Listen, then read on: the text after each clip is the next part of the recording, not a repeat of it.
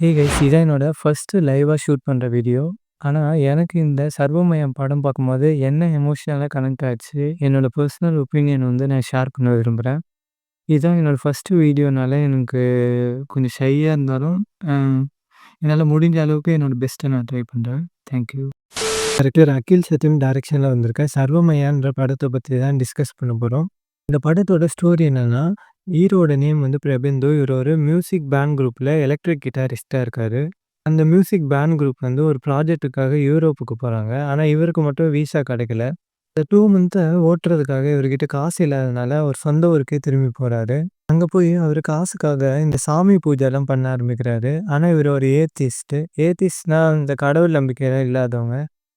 அ சாமிலாம் கும்பிடவே மாட்டாங்க. அந்த மாரி ஒரு ஆள். ஆனா, இவரு காசுக்காக அங்க போய் இந்த பூஜைலாம் பண்ண ஆரம்பிக்கிறாரு. அப்போ இவருக்கு ஒரு பேய் ஓட்டுற ஒரு பூஜை ஒண்ணு வருது. ஒரு சின்ன பையன் கண்ணுக்கு பேய் தெரியுது. அதனால அவன் ரொம்பவே பயந்துருக்கான். அத ஓட்டுறதுக்காக ஒருத்தவங்க கூப்பிடுறாங்க. இவரும் அங்க போறாரு. இவரும் அங்க போய் அந்த பூஜைலாம் பண்ண ஆரம்பிச்சோனே, அந்த பையன் வந்து சரியாயிடுறான். அடுத்த நாள் பார்த்தா, இவர் கண்ணுக்கு அந்த பேய் தெரியுது. பேய்னா எல்லா படத்துலயும் காட்டுற மாரி தலை முடியெல்லாம் விரிச்சுக்கிட்டு, பல்லுல கரையோட அந்த மாரி காட்டாம, அன்யூசுவலா ஒரு அழகான பேய காட்டியிருந்தாங்க. பயமா? அழகா தானடா இருக்கு. டேய் உன் காஜுக்கு ஒரு அளவு இல்லையாடா? காஜு மச்சினி. அந்த பேய்க்கு தான் யாருன்னே தெரியல. எங்கேருந்து வந்தாங்க? எப்படி செத்தாங்க? அதெல்லாம் தெரியவே இல்ல. அதனால இவங்களே அதுக்கு ஒரு பேர் வைக்கிறாங்க டெல்லுலுன்னு. டெல்லுலுனா இல்லாத விஷயங்கள இருக்கிற மாதிரி நெனைக்கிறது. இந்த பிரபேந்து, டெல்லுலு இவங்க 2 பேரும் ஒண்ணா சேர்ந்து அப்படியே ட்ராவல் பண்றாங்க. அப்புறம் இந்த டெல்லுலு யாருன்னு தெரிஞ்சுக்கிறது தான். அவன் எங்கேருந்து வந்தா? என்ன ஆச்சுன்றதெல்லாம் தெரிஞ்சுக்கிறது தான் இந்த படத்தோட கதை.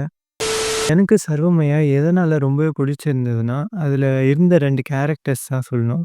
ஏன்னா, அதில வச்சிருந்த அவங்க 2 கேரக்டர்ஸ் வந்து ரொம்பவே கனெக்ட்ஃபுல்லா இருந்தது. ரியல் லைஃபோட நம்ம கனெக்ட் பண்ணிக்கிற மாதிரி இருந்தது. நெக்ஸ்ட்டு எனக்கு இந்த படத்தில நெறைய சீன்ஸ்லாம் பிடிச்சிருந்தது. அத பத்தி டிஸ்கஸ் பண்ணலாம். ஃபர்ஸ்ட்டு டெலுலு அவங்க பாய் ஃப்ரெண்டுக்கு லவ் ப்ரொபோசல் பண்றதுக்கு முன்னாடி, அவங்க பேரண்ட்ஸ் கிட்ட அத பத்தி டிஸ்கஸ் பண்ணுவான்.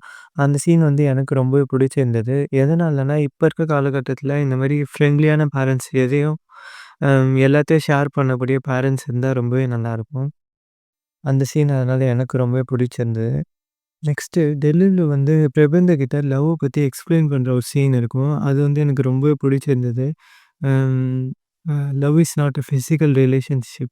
அது வந்து 2 பேருக்குள்ள இருக்க டீப் எமோஷனல் கனெக்ட்ன்னு அழகா சொல்லியிருப்பாங்க. அது எனக்கு ரொம்பவே பிடிச்சிருந்தது. நெக்ஸ்ட்டு பிரபந்துவும் அவங்க அப்பாவும் பேசிக்க மாட்டாங்க. அது என்ன ரீசன்ன்றத நீங்க படம் பார்க்கும்போது தெரியும். அது வந்து ரியல் லைஃப் கேரக்டர்ஸோடயே கனெக்ட் பண்ண முடிஞ்சது. ம். இப்ப நம்ம ஏதாவது ஒரு பெர்சன் கூட வந்து ஏதோ ஒரு காரணத்தினால சண்டை போட்டு பேசாம இருந்திருப்போம். அது என்ன காரணம்னே மறந்திருப்போம். ஆனா, இன்னமும் அது இந்த சண்டை அப்படியே இருக்கும். அத பத்தி எக்ஸ்பிளைன் பண்ணியிருந்தது வந்து எனக்கு ரொம்பவே புடிச்சிருந்தது இந்த படத்தில.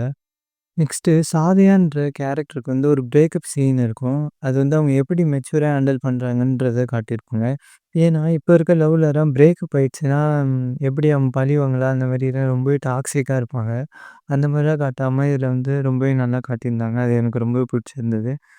ஓவராலா வந்து இந்த படத்தில நடிச்சிருந்த எல்லா ஆக்டர்ஸ் வந்து ரொம்பவே நல்லா பண்ணியிருந்தாங்க.